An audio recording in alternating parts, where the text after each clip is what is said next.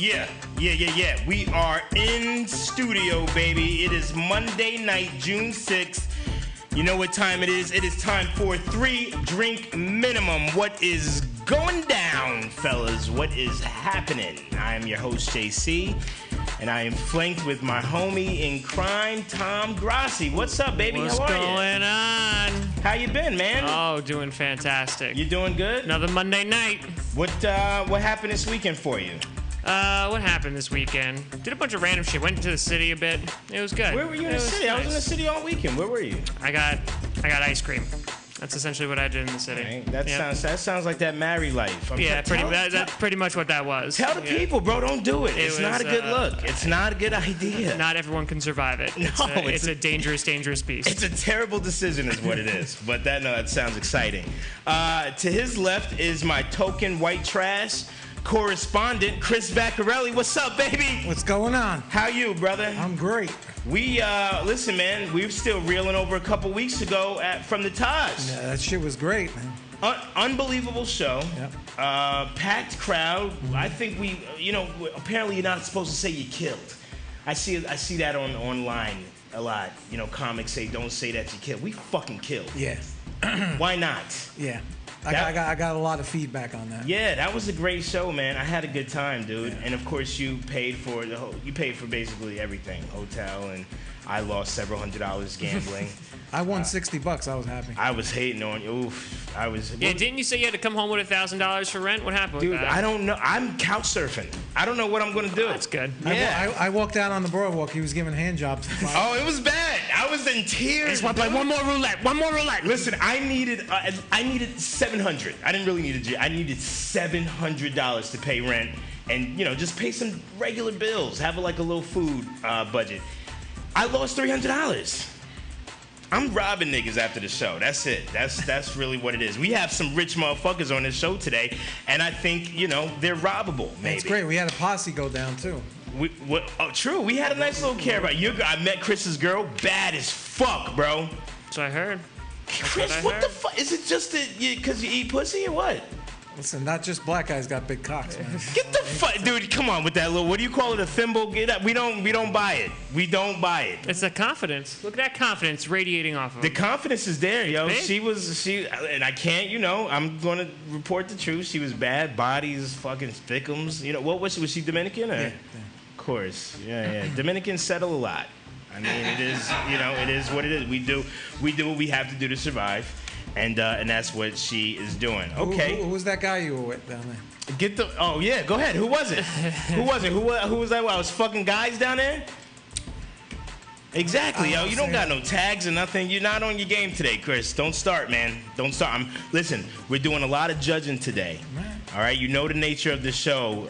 This is a comics episode. We got Kevin Goatee and the boys on, and he's going to be doing a little stand-up for us, and we're judging. So, Sounds good. Yeah, point that shit towards him. I don't like that negative energy. And neither does Jeffrey Gurian, who is on the show. Give it up for him. Jeff is in it. What's up, Jeff? What's up, JC? How are you, man? I'm doing great, man. What a night last night, huh? Crazy night. It's so fun that we've been able to do a few shows together lately. Yeah, great, Jeff. Man. Jeff, you're fucking knocking them out of the park, too, dude. You're killing. I'm doing my best, man. It's a big week for me. I got, Gotham Comedy Live coming up on Thursday with Jeffrey John Lovitz. Gurian is doing Gotham Comedy Live this Access TV? Access TV with John Lovitz, Thursday, 10 o'clock. Man. Yeah, and listen, Access TV is a real channel. I go down to Jersey, and my family watches Access TV. They say, hey, are you on doing the comedy? Thursday night, huh? We should go down. Yeah, they say I'm definitely going down. 30 I'm there. million people see the show. It's like that big an audience. It's like a channel with people watching, and I haven't made it to my family's eyes yet because I'm not on the show, Jeff. But maybe I can get some audience time because Meanwhile, I hope my back recovers in time for Thursday. You got to be into fucking yoga to do this show. What do you? I got the mic behind me. I got to twist around in order to talk. We're working on. You know what it is? I like to book several people. I really should only be booking 1 or 2 people. But the studio is gracious enough to put up with some of my more ambitious ideas. Jeff, you are actually now a member of this whole watching comics thing. Is that right? Yeah, I am. I actually have a title. I have to ask Kevin. I don't remember what that title is. I'm supposed to be like the ultimate warrior or something. Master panelist. The master panelist. I'm some kind of a judge. You've been in the game for 40. You've been in the game for 40 years, Jeff, or should I not say? Don't even say that. It's too sick, man. I can't even deal with that. Let's call it 30 plus. Let's say 30 plus. It's legit. Because it's too sick. If anyone knows comedy and anyone can judge and say, listen, this guy's funny, this guy's not funny, is you. I would say you've seen it all. No, but it's so weird because I'm so anti-judgment. I hate fucking critics. Okay. And I was gonna say this before he performed because I don't think it's anybody's right to criticize. Like, I write a column and I cover the comedy scene, right? Okay. And his whole show is about, comics watching comics. I'm right. Like, is it comics judging comics, Jeff, you're on the show, though. You're No, I know, and I'm going to do what I have to do, but it goes against my nature, and you have to do that shit. But you know why? I respect everybody that goes on stage. Some people are shit. I get it. Right. I don't write that, though. I cover the comedy scene, right? Right. You'll notice in my column, I never write anything bad because I don't want to put negative energy out to the universe. So if I watch somebody and they don't do well, I don't write about them. No. I don't include that show. If the show sucks, right. I try not to do that because I know people are trying their best, and it's really hard to do comedy. I noticed I was never in your column. Pardon me? He doesn't cover open mics, Chris. That's the problem. Go ahead and. But it was weird being back at Dangerfields because I hadn't been there in so many years, and Rodney was the first big star that I ever wrote for. Huge. So I'm sitting in his private office, and his partner Tony still owns the club. Yeah. And I was writing for Rodney in 1980, man. That's how far back. Do you guys see what I'm saying? Do you see the heat? He walked in and he goes, Jeffrey, I remember you sitting here with Rodney writing jokes together. And I'm like, it was so cool that he said that because it's messed up when you have to reminisce for somebody else. Like if you're saying to somebody, hey, remember when I used to sit here with Rodney? Hilarious. But it was very different for him to say to me.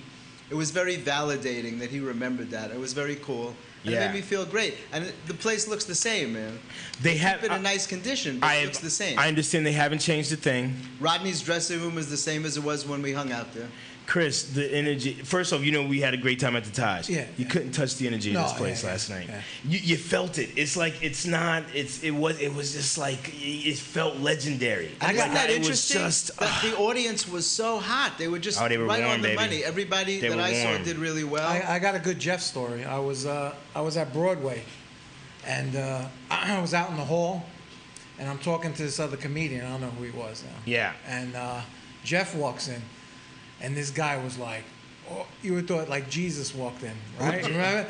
And then the guy's like, oh my God, Jeff, can I take a picture with you and everything? Nice. So he takes a picture. And then Jeff walks over. He's like, hey, Chris. I was like, hey, how you doing? The guy was like, you know Jeff? I was like, yeah, You know him a little He gave bit. me like some street cred. Yeah. It was my parents. He forgot to mention. That's who I was. No, it was Parents were very excited that I showed up. It was a great time. If you guys get a chance to go down to Dangerfields, I definitely suggest it. It was an awesome time, awesome energy, great show. And shout out to Heron Entertainment for putting together Ron Heron. He's a new up-and-coming manager, and he's putting on some good shows. He's doing some good good stuff, and we're going to be doing another one next Sunday. Yeah, I'm going to be hosting that. You are a very great host. excited. I got to say this, not because I'm sitting here with you. Thank you. There's very few people that can host. Thank you. I mean, a lot of people get up and host, but you really do it well, man. I Because it's an appreciate it. art form. Last It's not week- just telling jokes. And you can't even see the audience sometimes, but you manage to do shit. Try to pick them out, yeah. Crowd work is so important when you host, and you keep things going, and you're just really good. So I want to give you props on that. I appreciate that. Last week at the Taj, he found out he was hosting like right before the show. Yeah, he fucking, Oh, you hosted at the Taj? Yeah. I did, man. I guess the host dropped out last minute, and he put me up, and that was a little nerve-wracking. The crowd was tight too. Good South Tight. Jersey, The first two comics, it was like, oh. But we opened them up, and I'm telling you, by the end of that show, man, that motherfucker was rocking, baby. Isn't that great when you can do that? Yeah, it was good. It was good. Let's get to our next guest, who I'm a fucking huge fan of, man. I don't know if you guys know this guy.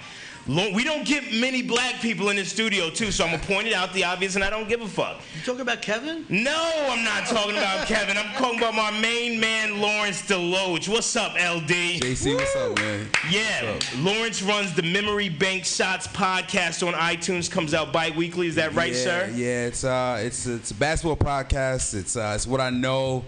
I know a lot of useless basketball facts and stuff like that. We get a couple guests on. We talk about old teams, old events. So we talk about like Sprewell when he choked out PJ Carlesimo and the best. Yeah. Whatever happened to that guy?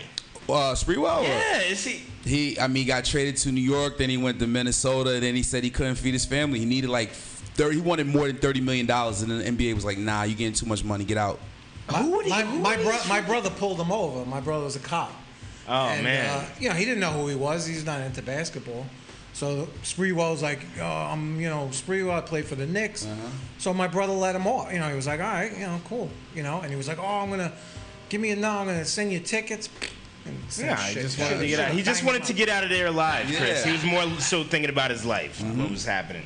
LD, man, we appreciate you coming all the way up, dude. Yeah, no, I mean, it was cool. I mean, I don't know what area this is exactly, but we get that a lot. I mean, it definitely has a 1980s U.S. feel about it. There's the strip mall, and then there's just like this stuff out here, Funny. Yeah.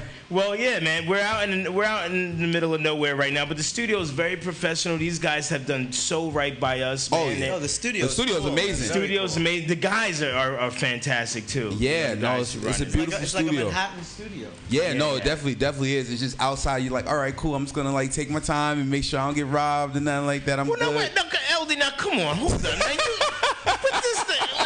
Gypsy, can you believe this nigga right here? These niggas over here.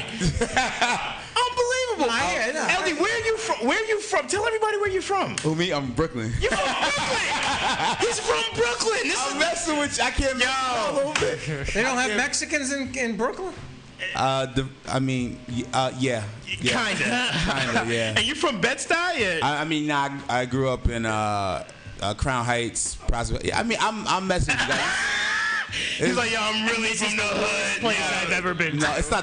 Trust me, I've lived in a lot worse places. And you're worried about getting mugged in Port Chester? The dangerous suburbs. The dangerous suburbs of Port Chester. Right, yeah. Port Chester, New York. Man. Lawrence is very funny, and this is why we brought you up, because I trust in your ability to judge good comedy. Of course. And we're going to go to commercial, and we're going to come back with Kevin Goatee, who's going to do 5 minutes, and we're going to go ahead and give him honest feedback. And then we're going to go into the rest of the show. So why don't we go ahead and take a commercial? We'll do that, and then we'll get into some of our different topics. All right? This is 3 drink minimum. We're out for now.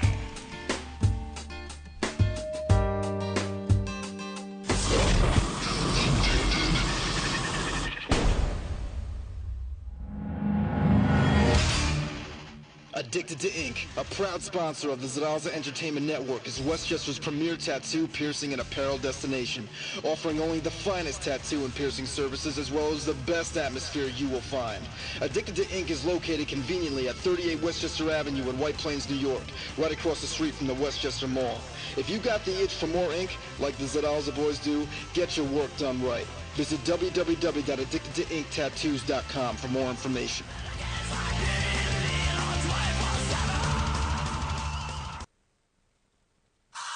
Bulletproof has always been about identifying and taking advantage of every single thing that makes people perform better. When you drink it, you just don't care about food. No cravings, no hunger for 4 to 6 hours, and you feel a kind of mental clarity that you probably haven't felt in years. Have you heard of Bulletproof coffee?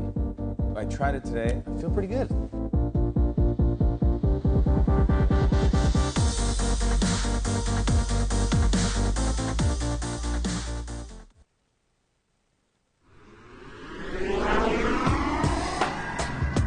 If you're a fan of hookah and shisha, go to hookahshisha.com. We love hookahs and hookah products. We have great customer service, extremely fast shipping and packaging, a great selection with most asked for and most exclusive brands and products. Lowest price is guaranteed and will price match any lower advertised price. Hookahshisha.com is the first online retailer of hookahs and hookah products and strives to remain the best. Hookahshisha.com has the world's largest selection with 100% satisfaction guarantee and a 30-day no-hassle return policy. Order ships within 24 hours or less with a focus on proper packaging to keep your hookah shisha products intact upon delivery. Use discount code ZEN, that's Z-E-N, for 15% off your next purchase. Hookahshisha.com, your only stop for hookah and shisha products online. You're watching the Zadaza Entertainment Network on ZenLive.tv. Okay, baby, we are back. 3 drink minimum here live Monday night. I'm your host, JC, and we've got the founder of Comics Watching Comics here today in studio. We are going to go ahead and watch him perform. Everybody, put your hands together for the very funny Kevin Goatee. He's in the building. He is in the building. All right. What's up, fuckers? Yes. You know that saying, something always happens for a reason? I guarantee the person who came up with that saying never had a diarrhea attack in the middle of a massage. That is for sure. I guarantee you that. And let's call massage what it really is, where you pay over $100 to lay down for 90 minutes and be rubbed down by someone while holding a fart in the entire time. That's what it fucking is. All right. All right. Election time's coming up. Who's voting for Hillary? Who's voting for Trump? Yeah. Who's voting? We press the reset button, get 3 new candidates because y'all fucking suck. They are fucking terrible. Let's look at it from like a superficial standpoint for just a minute, all right? First off, you got Bernie Sanders, right? You got Bernie Sanders who recently won Indiana, but he has lost the hot wife competition. Have you seen Bernie Sanders' wife? Jesus Christ. She looks like Rodney Dangerfield in a fucking wig, all right? Can you? I can't have her on my TV for 4 years straight talking like reading is fundamental shit, all right? She is gross. No, thank you. She looks like, about 4 years after he gets elected, she's going to look like that Nazi from the end of Indiana Jones and the Raiders of the Lost Ark, all right? That's not going to be a good click. Who else is on the list? Hillary Clinton, of course. Hillary Clinton, that fake laugh that drives me nuts. She looks like she watched that videotape from The Ring and has not fucking, gotten better yet. That fake laugh. No, can't have her either. Which leaves Trump, all right? Trump's got a hot wife. He's got a hot daughter. But his second son, Eric, doesn't he look a lot like a Zika virus baby who has surpassed all life expectations?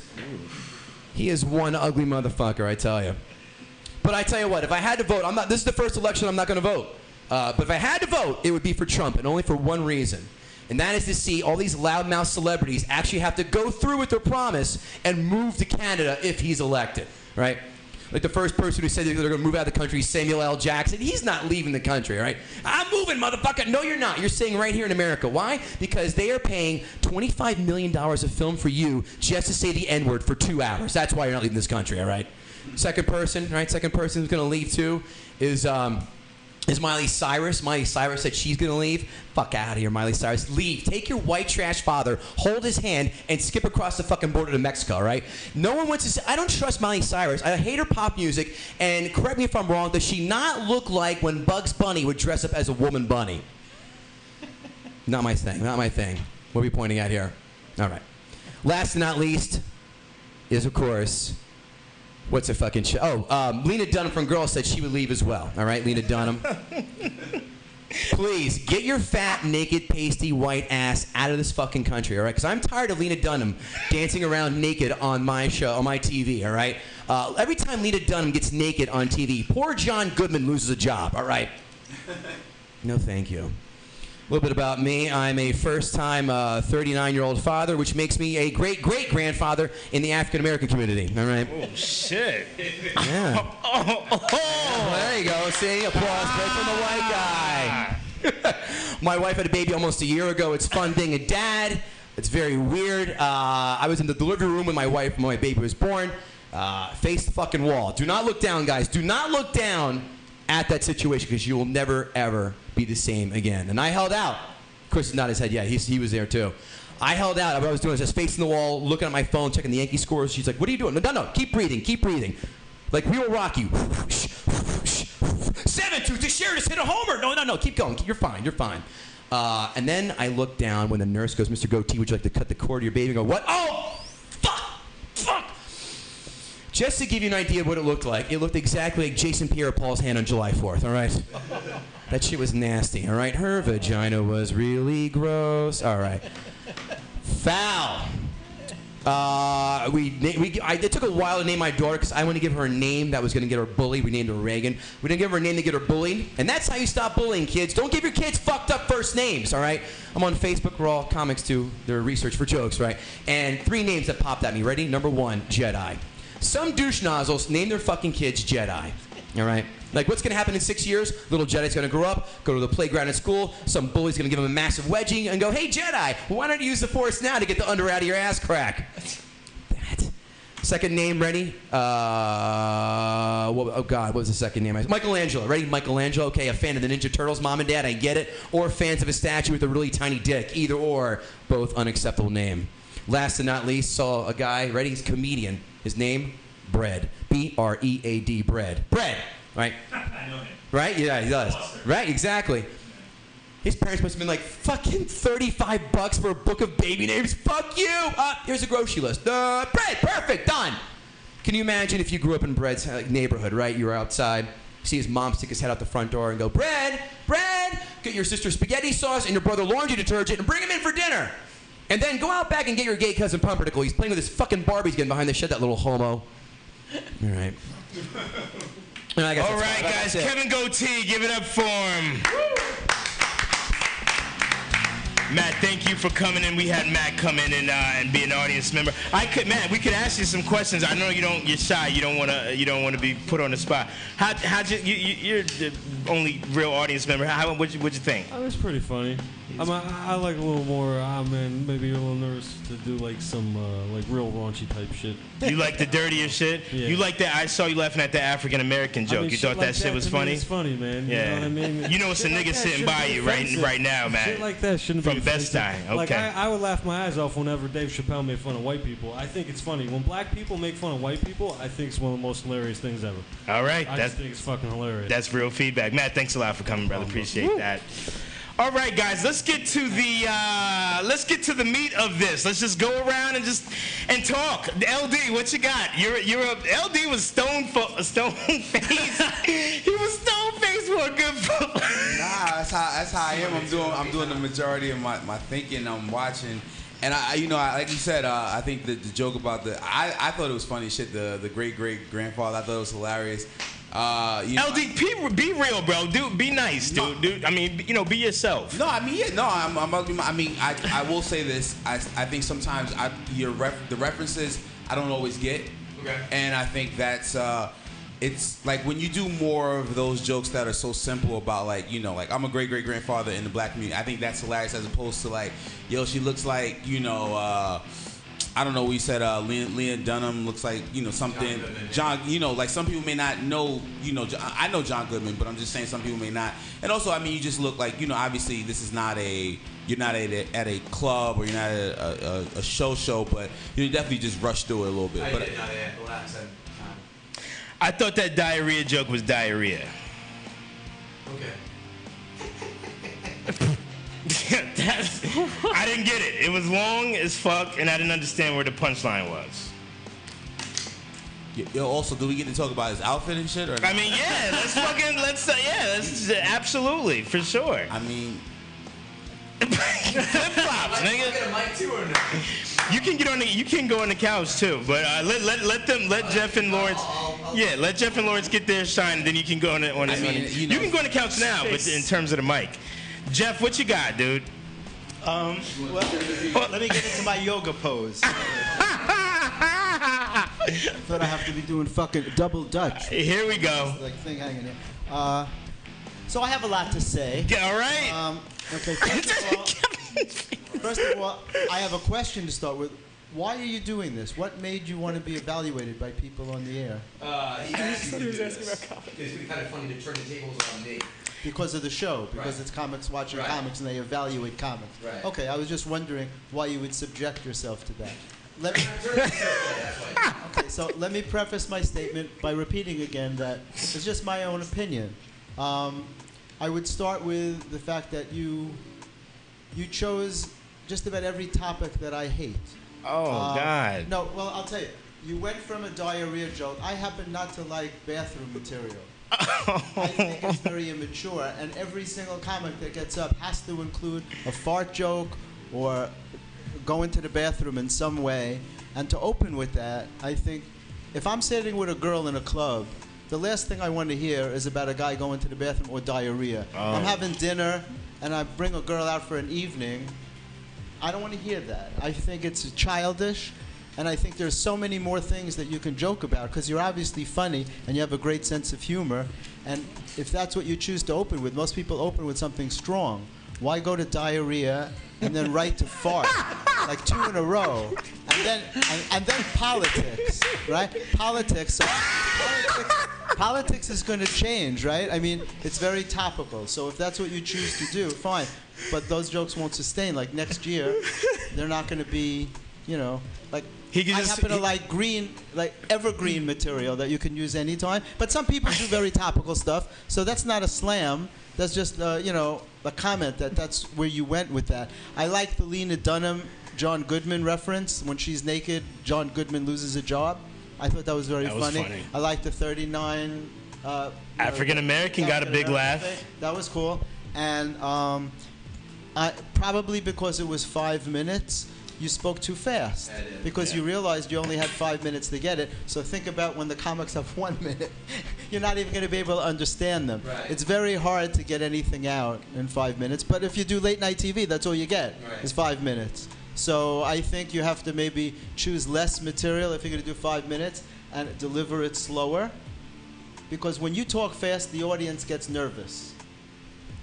Everything is about energy. When you perform, people pick up on your energy. So when you come out with confidence, if you see a guy talking really fast, you don't think to yourself, wow, what a calm, confident man. If you look at speakers that you admire and you say, wow, this guy speaks really well, he's never speaking really fast. They're speaking in control. They're in control of their voice, and there's a cadence. Comedy is music, man. How does this, not to cut Jeff off there, but that's all right. I'm going on like a 3-act play. That's all right. Kevin, how does this feel? Like, seriously now, I am curious, because this is your thing. How does this feel to get feedback from the legend? Here, you pass the mic there. No, it's fine. Again, I get it. I definitely, again, it's not a club. It's a studio setting. The energy is like, exactly. So that's why the energy was off. I did get rushed toward the end. I was like, shit, I started the bit. Probably should have started that bit because it's longer, and I rushed it just to get it in the nick of time. So I totally agree with that. And the feedback, the feedback's fine. It's spot on. It's constructive, and it's like, okay, like the diarrhea joke with like the other jokes. So it's fine. Do you mean it in a constructive? No, I get it. No, I took it as that. I just wanted to say one thing. Do you dress like that on stage? I don't wear shorts. But it's hot as hell. I think that's why. No, I know it's fucking. Look, I shouldn't talk. I have this thing. I fucking wear a jacket on the. Can we get his mic? Can we? Talk to that mic, Jeff.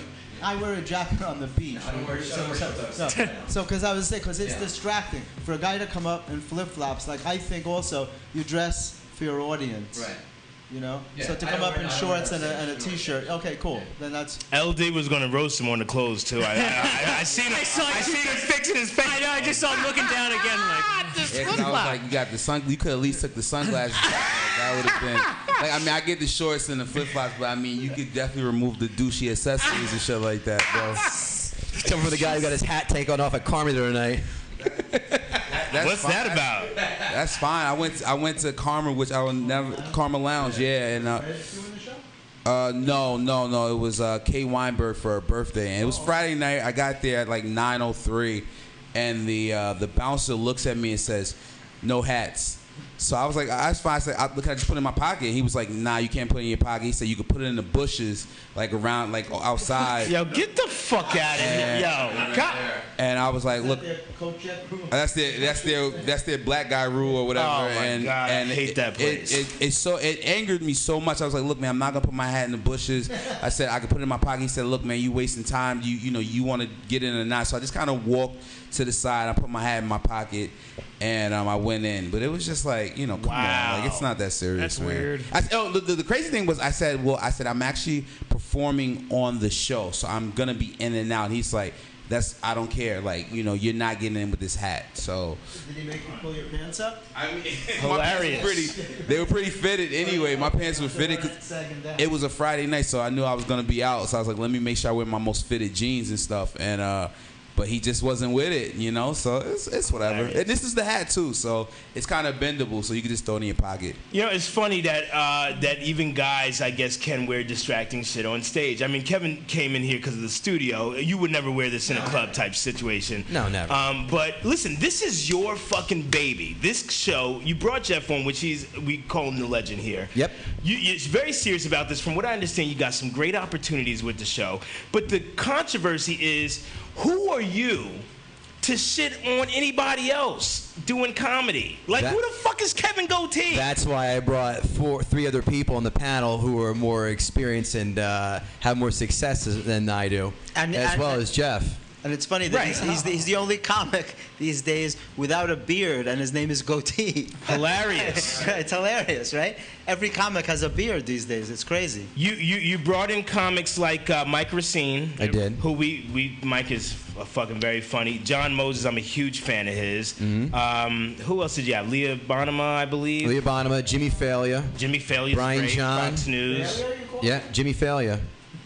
He sounds like Failure. Failure, yeah, Failure. So yeah, I always fuck that up. Joke. I yeah. think that's a joke. You call it. And Cyrus McQueen to round out the six Love guys Cyrus and girls. too. But And can I say something? Sure. It's so easy to make fun of anybody's act. It doesn't matter who it is. The best comedian in the world, you could rip him apart. Not everybody. There we go. dope glasses though. But isn't that true? That it's easy to It make fun is. of anybody's act. You It can is, take but down listen, but Jeff, have you seen episode? Listen, first off, let me just be the first to say, okay, I love the fucking show. All right, I do. I Not wish you because would have shown your clip of getting judged. Wait a minute, hold on. Not because I don't love this show. I love this show because it's entertainment. It's like dirty. It's like porn. It's like I'm watching something that I feel dirty and the shit. You know, you're watching people and you guys are sitting on these comics. Slow down. That ain't the case with everybody. Okay, so Kevin, while you're here, this is beautiful. Go ahead and set the record straight for people who don't know or maybe judge. Well, since you said, how many people did we shit on? Since you make it sound like that's the majority of the things that we do. I think you only shitted on a couple, but because it was so strong, it was like this show is about shitting on people. Then you got the wrong connotation, my friend. I did the show, okay, and I did my dirty shit because I was like, it was all comics in the audience, and I did my real fucked up shit. And I don't know. I know Mike Racine didn't fuck with it. Okay. He was not a fan. All right. And Brian Jean didn't say much. Cyrus fucked with it. Cyrus. I liked it too. I was vocal. I said I like it. You know, but listen. At the end of the day, y'all could have shitted on me, and my skin is fucking thick, dude. You know, but some of these comics were butthurt because they were messaging me. Wait, they were butthurt about what? About, I guess, feeling how they were portrayed. They feel like they were portrayed in a way, you know, that was. I think in the society and the climate that we're in comedy now, I think everyone is, you know, it's a positive atmosphere. So when you see something like this, like, you know, comics watching comics, the first thing people think of is, oh, this guy has created something to disrespect or make fun of comics. And then, like you said, like people are like, well, who is Kevin Goatee to come up with something like this? I love Kevin. Kevin is my boy, but I have to say this shit because that's the questions that people ask. And people talk to me about it like, yo, who the fuck is this guy? Yeah, I think that's what it is. I mean, because it's like when if you don't have a TV credit or you're not like this, like it's like a fine line of like, because the thing that Kevin like pounds to everyone is like, I'm trying to help comics get to another level. Right. So, but then it's like people are like, well, you know, what level is Kevin at to help me get to another level? And I think that's where a lot of the heat came from in the beginning. I saw the same shit you were talking about. Yeah, the Post. Casey Aurora was like not a fan at all. At all. We said that we talked about it. He thought it was like, oh, you're doing it just, you know, you're making it sound like you're doing it for you're not doing it for the greater good of man. You're doing it for yourself. I'm like, yeah, I'm trying to create a show, motherfucker. I'm trying to get something going. You're trying to get on yourself but too. I'm helping out people in the process too. It's a nice 1-2 combo right there. Let me lay back for a minute and ask a question here. Sure. What's the difference between this show and Last Comic Stand Up? Awesome question. Where awesome people get question. up and perform and they're judged by professionals. So, and sometimes if they don't like what they did, they'll say they don't like it for whatever reason. Right. How do you see this show as being different? Two differences. Well, we're working on a higher caliber panel each and every time. So I'm trying to get more up there, like A-list guys with each and every panel, and if it gets picked up by a network, then that'll be the easy part. But the main difference is this. The home audience gets to play along, but they're going to vote on Twitter at Comics Watching. They're going to select their favorite panelists that they like, that they want to see come back to the following week's episode. So they're going to have a role playing, voting in the panelists that they like the most, bringing them back to the following week's show. That's the difference. So I call it Last Comic Standing. The audience didn't vote also? Well, no, because it's not picked up yet and it's not airing on TV. So some people were voting like, oh, I love Jimmy the most. Like Jimmy Fallon got the most votes. Everyone loved him. Bill Leah got the second most. No, I'm not talking about that. I'm saying on a show like Last Comic Standing. No, there's no voting. The audience didn't vote at home. It wasn't like the that. other shows where people could call in. That's American Idol. I thought they did too. Well, that's what I thought. I think it was like American Idol. I think they switched it up. Yeah, because I remember when America's Got Talent, you call in. No, they did. The audience did. In Last Comic Standing, I remember the audience voting early, and then I think they switched up. Like the comic strip used to have a lottery show. Yeah. And like one of the last ones that I remember, Patrice O'Neill was one of the judges, Yep. and Rich Voss came in, and Right. a bunch of people. There was a rotating group of comics, and pretty experienced comics would come in and do a set. Also new comics. I can't believe I have to lay down. So are you saying, Jeff? Are you saying that the idea is not original? I mean, scoliosis that way. No, I'm trying to figure out what the difference is. It's not necessarily. I mean, you can't. They say there's nothing new in comedy. Right? True. It's very hard to come up with something that no one has ever done before. So I think it's a cool concept, but I want to know what the difference is between other things. Right. Like the lottery show was like that. Comics would come up on the stage, and the audience, Richie Tinkin would have the final say. There were judges. Right. They would judge, and then there would be an ultimate judge who could either overrule them, and the winner would get a chance to perform at the strip. Right. So some of the comments were pretty nasty, and some of the comics left feeling pretty shitty, you know. I remember one who was very well known who asked me not to write about it because he had been doing clubs all over, and Patrice really ripped him apart.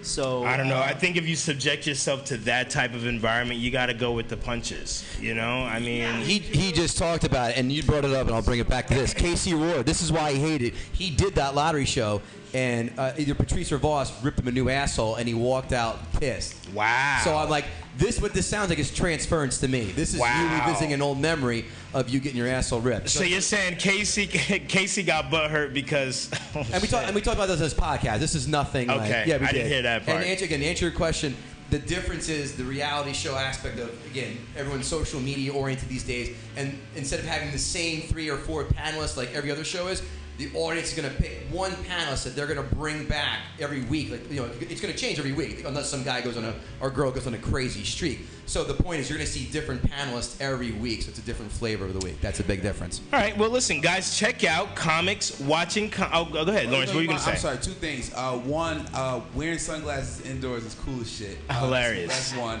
And then 2, when my episode comes out, if anyone's shitting on me, we're going to change the name to Comics Killing Comics. Disrespect me. Y'all not gonna slander me, because then I'll write a wild Facebook post. Just want to throw that. Y'all ain't gonna disrespect me because I'll write a Facebook post. Y'all ain't gonna disrespect me on Comics Watching Comics. Listen, I want to ask Jeff and Lawrence 2 quick questions, and then I got to go to these guys because they have segments that we want to hear your inputs on. Can you speak to a time where you bombed so fucking bad where either people were talking shit about you afterwards or you just I'm talking about an actual time you bombed where people were shitting on you? Dude, can I go first? Yeah, I just want to hear Lawrence and Jeff. All right, I'll never forget this. I was doing comedy. I was doing stand-up for around 3 months, right? And I did a show in Harlem on a Monday night, right? So one of the guys, he was like, yo, I got a room that you can go to in Brooklyn on Tuesday night. Just go through. I go there, right? I'm like, I'm from Brooklyn. They're going to love me, right? The host of the show says, hey, guys, these new comics are coming up. If you don't like them, don't boo them. Pull out your keys and jingle your keys. And I'll never forget this. This dude I went to high school with, right? He was there at night. He was like, yo, Lawrence, I heard you doing stand-up. You know, I can't wait to see you. And my first joke goes well, right? It's got to be around 200 black people in this room, right? Nice. It felt like 200 black people. It was like a balcony, and then oh god, I told my first joke went well. Second joke, it bombed, right? It tanked. So I was like, I got stunned. So I told my next joke, and this lady, I'll never forget, she had to be like 50. She was like, baby, hell no. It's not your night, baby. Right? So she started jingling the keys. I'm looking up in the balcony, right? And this girl's like, hell no, tonight's my birthday. I'm here with my bitches. We trying to have a good time. She had a tiara on her head. She pulled out her keys. Oh my God! Everyone pulled out their keys, and then it was like the fight's done, right? Now, oh God! I'm about to cry, right? Because the next comics, it was like, I think, if I'm correct, I think Joe Vesey, I think Vlad Kamano was there. Vlad they went is a after me. monster. It was Kenny Garcia, and they both had great sets. And I'm just like the dude just sitting in the corner like, damn, they ain't like Will. You know how Will Smith was like, why he don't love me? Yeah. He's like, why they don't love me? Why you don't love me, man? And man, I cried. I think I cried in my car. Yeah. There you go. And I had to pick my stepdad up from work, and then I picked him up, and I was like sad. He was like, yo, what's up? And I was like, nah, long night. And I ain't do comedy for like a week after that, man. It hurt. Been there, brother. Oh man, it hurt. Been there. Jeff, can you? And I know, this is not bad publicity. Everyone bombs. Jeff, can you? Is there a time you ever bombed that was so bad people were shitting on you after? I had an experience in Atlanta that was really weird. It was kind of similar to him because there was about 200 black people there. I was the only white guy in the club. Oh God, it wasn't Uptown. Was it Uptown? No. Yeah, it was Uptown, and I was doing great. I came out with like, I know what you're thinking, just another black comic, and they loved the whole thing until I got to the end, and I did my black girl's name joke. Yeah. I don't know if you remember, but it's I don't even want to do it here, but I did this joke about black girls have such unique names, such interesting names, and a woman from the back yelled out, "Shoot him!" Oh shit! So when I came off stage, a lot of people came over and they gave me props for coming to the club. First of all, because when I came in, they told me they thought I was a Hollywood agent. Because no white guy ever just walks into the club. Hilarious. And it was fun. I just walked in and I did my thing, and I swear to you, it was going great. I got a great response until that particular thing, and that woman got offended. And when she yelled out, "Shoot him!" I was like, "What the fuck is going to happen now?" And then people came over and walked me to my car afterwards to make sure that I'd be okay.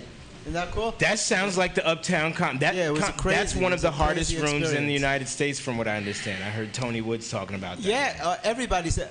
Shante Wayan took me up, and she said to me, even a lot of black comics don't want to do that club. It's a hard club. Yeah. But I just felt like I needed to do it.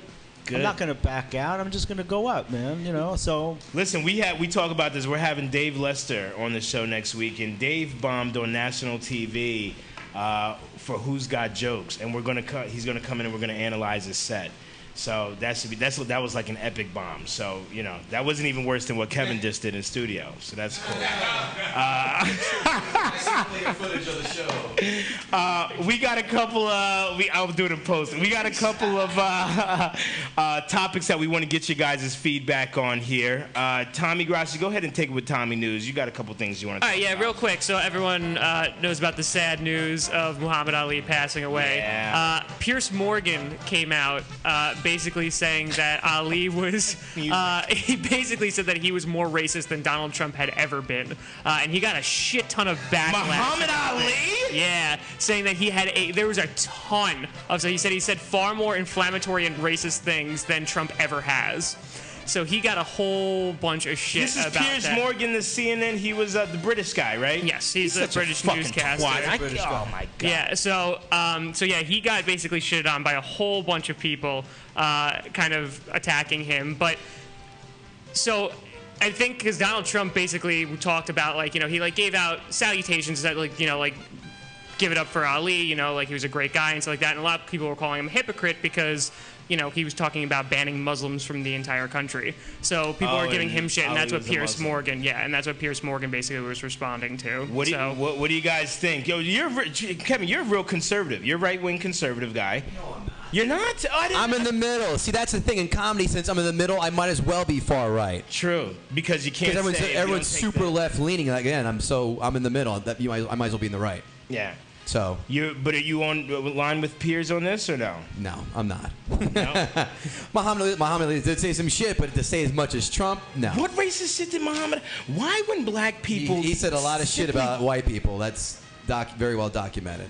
But to say it's Do you Trump have one thing that Muhammad Ali It said wasn't about really. white You people? see, I didn't even know about white people, but he said things about like black people and stuff like that. Like people calling like Uncle Tom Negroes and stuff like that. Yeah, about like his opponents and stuff. Oh, he called Muhammad Ali? That's all. That's but that was he all. called hype. Joe Frazier and Uncle Tom, and then Yeah, okay. And then Joe Frazier was like, I never looked through nobody's window.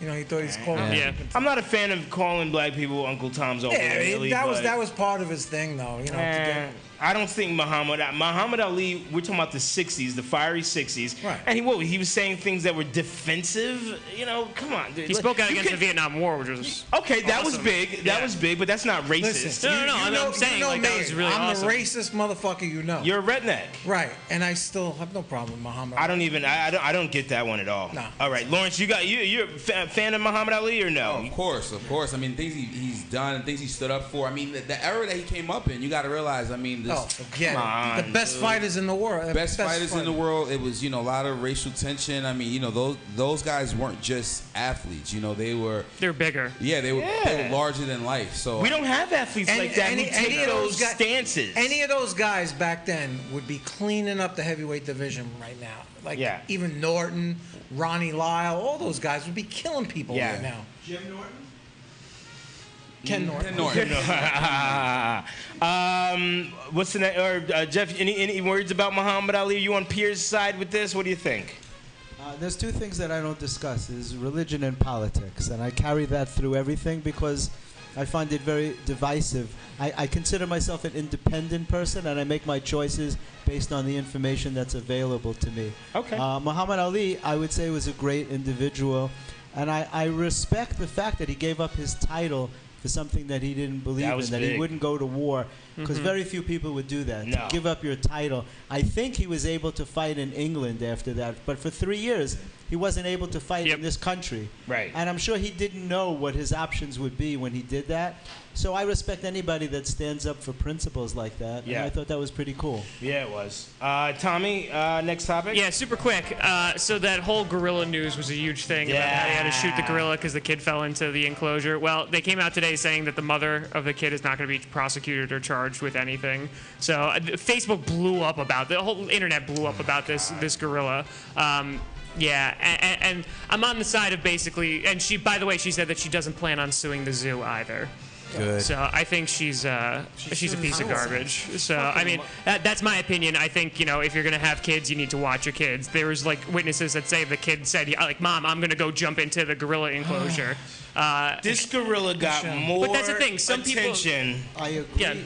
I agree with you about that. But did you read about the grandmother said they should? The kid's grandmother said they shouldn't have killed the gorilla. Yeah. It came out in the paper today. Yeah. What do you guys? All right, so listen, I don't want to fucking be overbig. I think that the gorilla should have been shot immediately. That's my personal opinion. I don't even know why we waited that long. Obviously, people disagree with that. What do you guys think? You think that we should have really tried to save both of them? Well, I think it. Well, here's the thing, though. I think the zoo had no choice as soon as the kid fell in, because if you tranquilize the thing, it's going to get pissed off and it might kill the Right. kid. You don't want to So you tranquilize. can't. So you That's what can't they do the said. If thing. you I tranquilize put it, sole blame on the mother, because if you're going to be a parent and take your kid to the zoo, you need to watch your kid. So because of her, like because of her ignorance and negligence, that animal had to die for that. They And I think should've there's shot no her, reason too. for that. I think there's no reason for it. They should've It's a shot loss her. of life that makes no sense. Shitty situation. As a parent, though, you're like, hey, kid can disappear in the blink of an eye. And that's all everyone said. The kid, boom, what I said. took off like a shot. Shit happens. Should the gorilla died?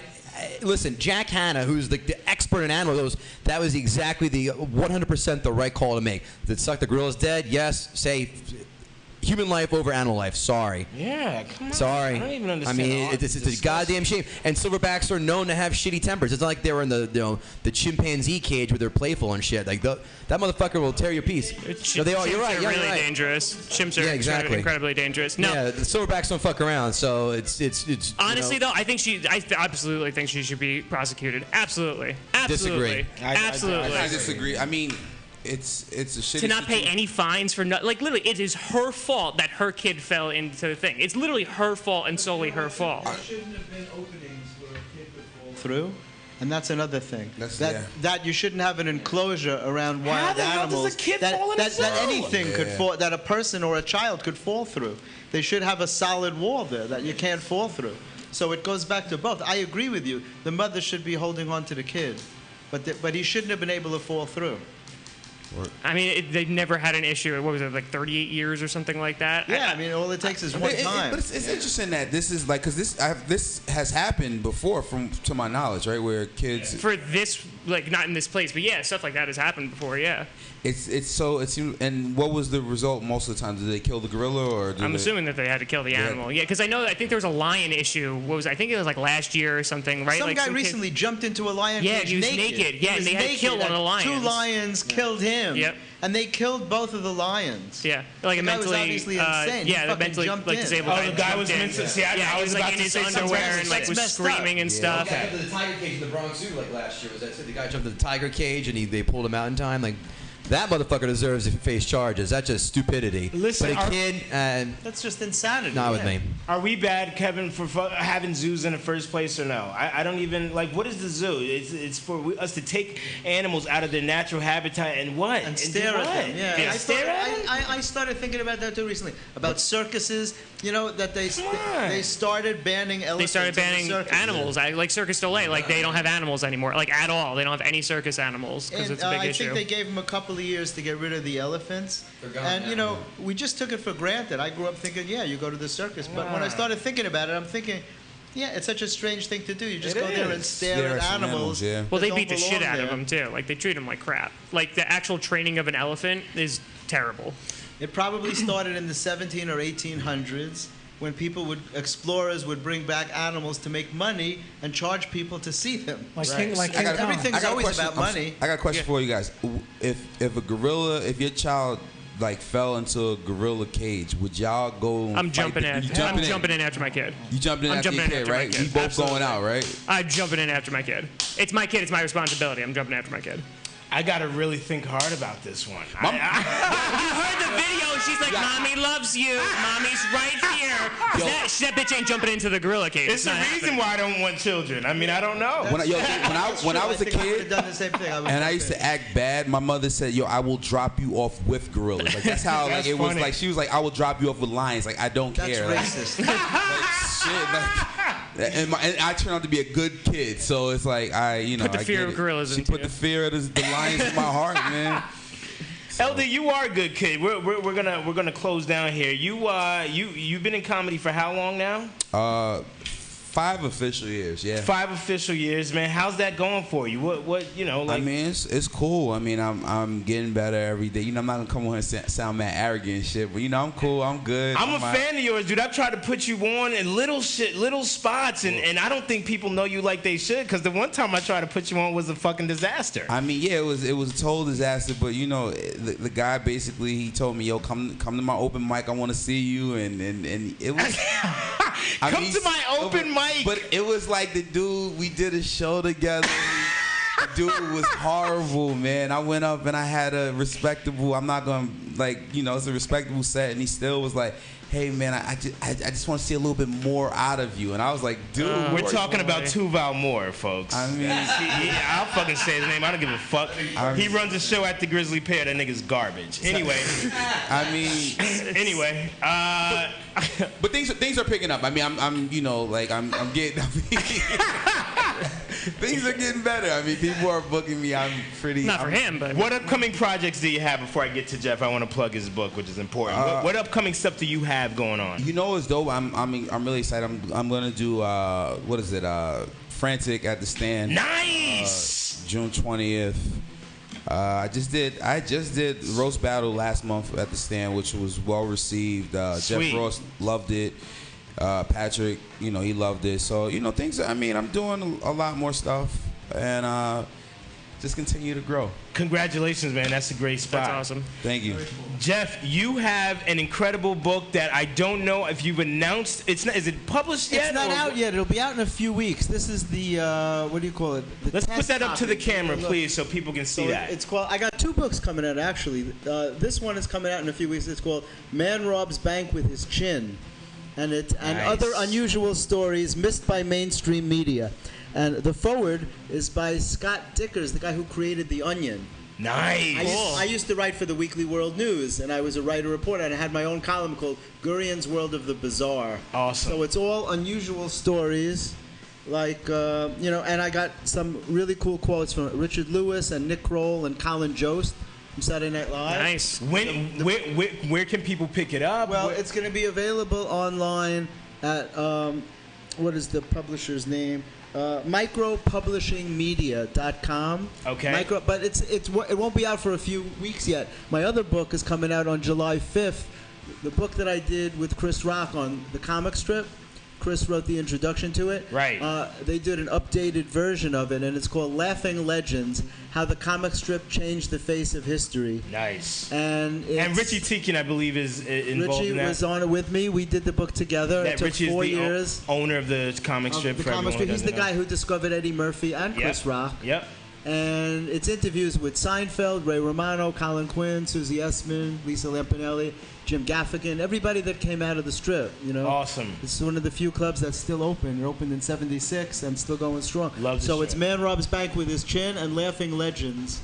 It'll be coming out July 5th. Very cool. And Jeff, you're doing big things. Once again, you're at Gotham for Access, Gotham TV's Comedy Gotham Live. Comedy Live this Thursday with John Lovitz, 10 p.m.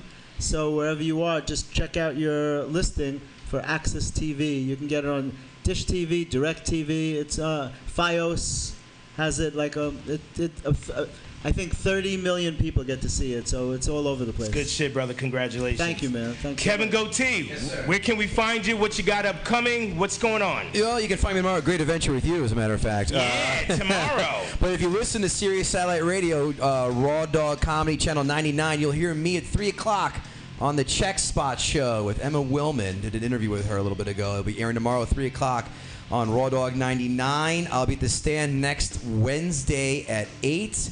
For what show? Right. How did I forget? This Wednesday, 6 to 8, June 8th, is the live Comics Watching Comics Show. New York Comedy Club, Yes, sir. baby. New York Comic Club. 7 o'clock, we're having some of the panelists perform. Some of the comics perform who did well, and some of the comics who didn't do so well are going to get a shot at redemption. Sweet. And okay. then comicswatchingcomics.com, kids, and on YouTube. Thanks. Good shit. Boys, where can we find you? Chris, I'm so sorry we didn't get to your segment. We'll have to do it next week. Yeah, nowhere. Chris, come on. We can find you somewhere. When's the next time? When's your next big show? You got anything booked? Somewhere in the Heights. Somewhere in the Heights? Oh, with his future baby's mother? I'm playing the Dominican Republic. Yeah, you are. See, I really want to say jokes, but I'm not going to fucking joke about it. All right, Tommy, go ahead. What do you got? What do you got? Friday I'm at Memphis Maze up in Croton. Saturday I got a private show. Same next week. So TomGrassiComedy.com. Beautiful. And you got also, are we still doing Game of Toms? Oh, absolutely. Still going very, very strong. Game of Toms is a very YouTube every Sunday. Yes, sir. Podcast that you do. On YouTube. Okay. All right, guys. And once again, my name's JC. You can find me at JC Knows Best on Instagram and Twitter.